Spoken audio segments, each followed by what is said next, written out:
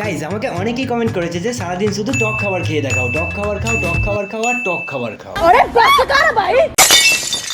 তাই আজকে সারাদিন আমি খাবো শুধু টক টক খাবার। দেখো চ্যালেঞ্জের শুরুতে তো টক খাবার আমার একটাই মাথায় আসছিল, সেটা হচ্ছে কাঁচা আম। আর আমাদের এই গাছের আমগুলো সত্যি প্রচন্ড পরিমাণে টক, তাই এই গাছটা থেকে একটা কাঁচা আম আমি পেরে নিলাম। এই আমটা দেখতে মিষ্টি লাগলেও খেতে কিন্তু খুবই টক। আর এই দেখো এখানে একটা আমড়া গাছও আছে, কিন্তু দুঃখের ব্যাপার হচ্ছে আমড়া সাইজগুলো প্রচুর বড়। যাই হোক এখান থেকে একটা 1.5 কিলো সাইজের আমড়া আমি পেরে নিলাম। আমড়াটা টক কম আর কুশি বেশি ছিল। এরপর বাড়িতে একটু খোঁজাখুঁজি করতে আমি পেয়ে গেলাম আমলকির আচার, আর আচারটা খেতে কিন্তু দারুণ ছিল। এরপর ভাবলাম যে এই গাছটা থেকে আমরা তেঁতুল পারবো, কিন্তু অনেক চেষ্টা করার পরও একটা তেঁতুলও পারতে পারলাম না। তাই একটা দোকান থেকে আমি নিয়ে নিলাম এই দুটো আইটেম। দেখো আম পচড়া যখন ছোট ছিলাম তখনও ভালো লাগতো, আর এখনো খেতে কিন্তু ভালো লাগে। আমার তেঁতুল খাওয়া তো হলো না, কিন্তু তেঁতুলের ললিপপটা খাওয়া হলো। এরপর হাঁটতে হাঁটতে আমার চোখে পড়লো এই লেবু গাছটা, তাই এখান থেকে একটা কাগজি লেবু আমি পেরে নিলাম। ভাই ভিডিও করার চক্করে কি না কি খেতে হচ্ছে।